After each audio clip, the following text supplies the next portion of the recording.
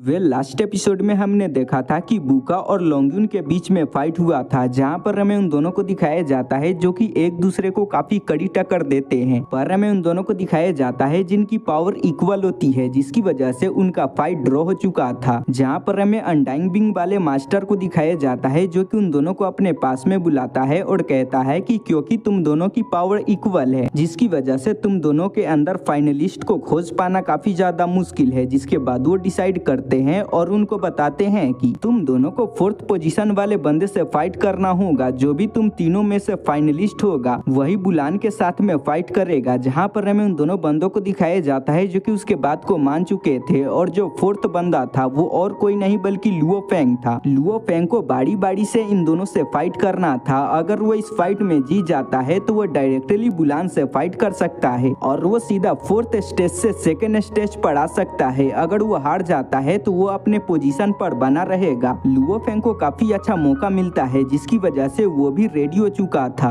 इसके बाद हमें दिखाया जाता है कि उसका फाइट बुका के साथ में होता है, जहां पर लुओ फेंग उसको काफी कड़ी टक्कर देता है और लास्ट में उसे हरा देता है। जिसके बाद उसका फाइट लोंगयुन के साथ में होने वाला था और यहीं पे पिछला एपिसोड खत्म हो चुका था। तो चलिए इस एपिसोड को एक्सप्लेन करना स्टार्ट करते हैं। इस एपिसोड की स्टार्टिंग में हमें अगले दिन का सीन दिखाया जाता है, जहां पर हमें उन सारे बंदों को दिखाया जाता है जो कि इस फाइट को देखने के लिए काफी ज्यादा एक्साइटेड होते हैं। और जो भी जीनियसेस बंदे होते हैं वो सभी वहां पड़ा चुके थे, और जो ऑडियंस होती है वो सभी अपने नजरों को स्क्रीन पर गड़ाई होती है, क्योंकि वो लुओ फेंग को जीतते हुए देखना चाहती थी। और वो सभी लुओ फेंग को चीयर कर रहे होते हैं। वहीं पर हमें लुओ फेंग को दिखाया जाता है जो कि फाइट करने के लिए आ चुका था, जहाँ पर हमें लोंगयुन को दिखाया जाता है और वो भी लुओ फेंग से फाइट करने के लिए रेडी था। गाइस, मैं जानता हूँ कि आप सभी ये फाइट काफी लंबे समय से देखते आ रहे होंगे, तो आप सभी को एक रूल के बारे में पता होगा, जो कि ये है कि जब ये सारे बंदे फाइट करते हैं तो जो इनका एरिया होता है वो धीरे धीरे करके श्रिंक होती है। आप सभी इस रूल को याद रखना, क्योंकि आने वाले समय में ये रूल काफी काम आने वाली है। हमें अनडाइंग बिंग को दिखाया जाता है जो कि इस फाइट को रेडी करने को बोलता है, जहाँ पर हमें लुओ फेंग को दिखाया जाता है जो कि अरीना के अंदर आ चुका था। साथ ही हमें लोंगयुन को भी दिखाया जाता है जो कि अरीना के अंदर आ चुका था, जहाँ पर हमें लुओ फेंग को दिखाया जाता है जो कि लोंगयुन के बारे में सोच रहा था। और वो कहता है कि जब ये बंदा यहाँ पर आया था तो किसी भी बंदे ने इस पर ध्यान नहीं दिया था, और न ही इस बंदे ने अपने आइडेंटिटी को आगे बढ़ाया, बल्कि ये अपने लो आइडेंटिटी के साथ में आगे बढ़ रहा था, जिसकी वजह से किसी भी बंदे को इसके रियल पावर के बारे में पता नहीं है। और मुझे लगता है कि ये बंदा अभी भी अपने पावर को छुपा रहा है, जिसकी वजह से लुओ फेंग को काफी ज्यादा डर लग रहा था कि क्या मैं इसको हरा पाऊंगा भी या नहीं। तभी लुओ फेंग को रोंगजुंग की आवाज आती है जो कि उससे कहता है कि ब्रदर, तुम्हें यहाँ पर काफी ज्यादा सावधान रहना होगा, क्योंकि ये जो बंदा है वो सिंपल नहीं है, बल्कि ये काफी ज्यादा अंडररेटेड बंदा है। ये अपने पावर को छुपा रहा है, इसके पास में काफी सारे तरीके मौजूद है जिसका यूज करके ये तुम्हें हरा सकता है। जहाँ पर हमें लुओ फेंग को दिखाया जाता है जो कि उससे कहता है कि हाँ, मुझे इसके बारे में पता नहीं है, तुम टेंशन मत करो, मैं सारी चीजों को देख लूंगा। वहीं पर हमें लोंगयुन को दिखाया जाता है जो कि लुओ फेंग को ग्रीट करता है, और इसके बाद वो कहता है कि तुम्हारा मेरे साथ में फाइट होने वाला है। ये जानकर मैं काफी ज्यादा खुश हूँ, क्योंकि तुम काफी टैलेंटेड बंदे हो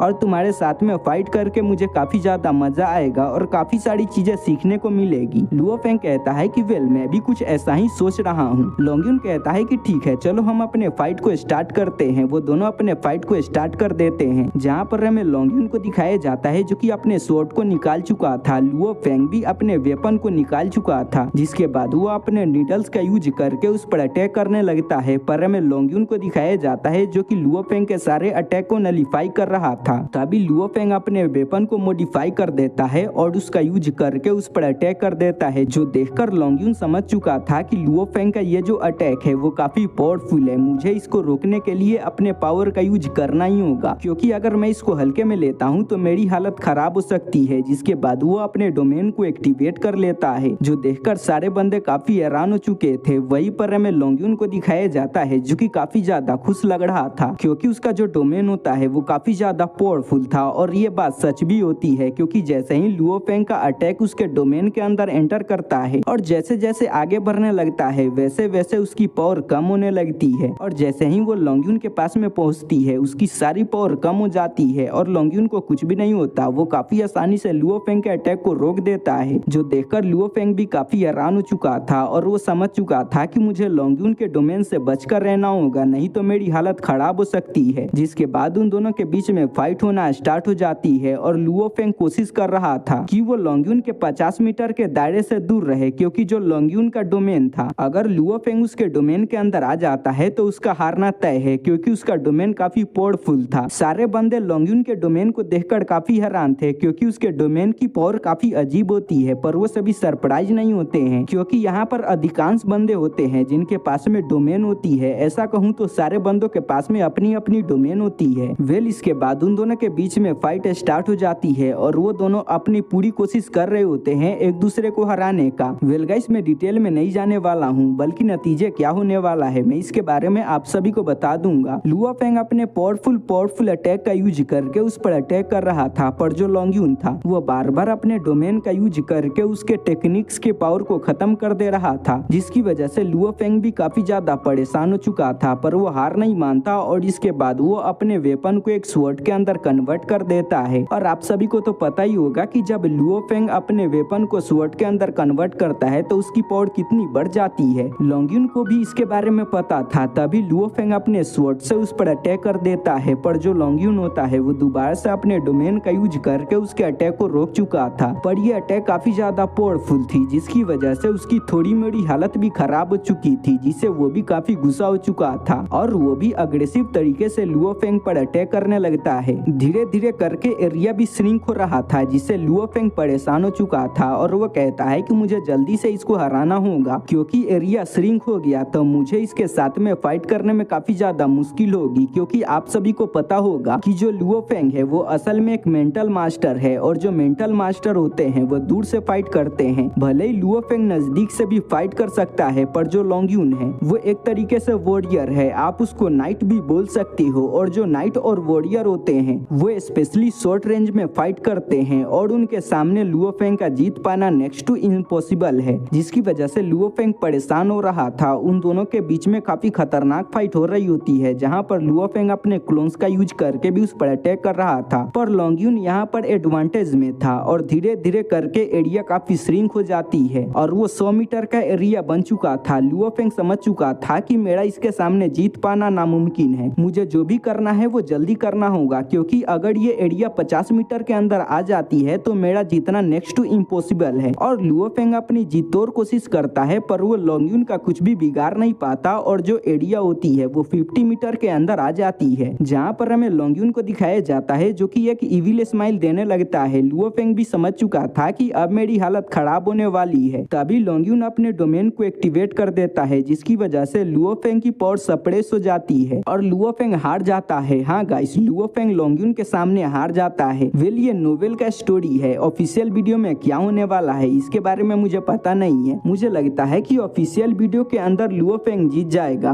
और हमें नोवेल के अंदर क्या दिखाया गया है, जो लॉन्गयून होता है वो लुओ फेंग को हरा देता है और इसके बाद वो बुलान के साथ में फाइट करता है। पर आप सभी को पता है कि बुलान कितना ज्यादा पावरफुल है, जिसकी वजह से वो उसके सामने नहीं टिक पाता और बुलान उसको कुत्ते की मौत हरा देता है। वेल यही आगे का स्टोरी है, जिसको मैंने शॉर्ट में आप सभी को थोड़ा सा बता दिया है।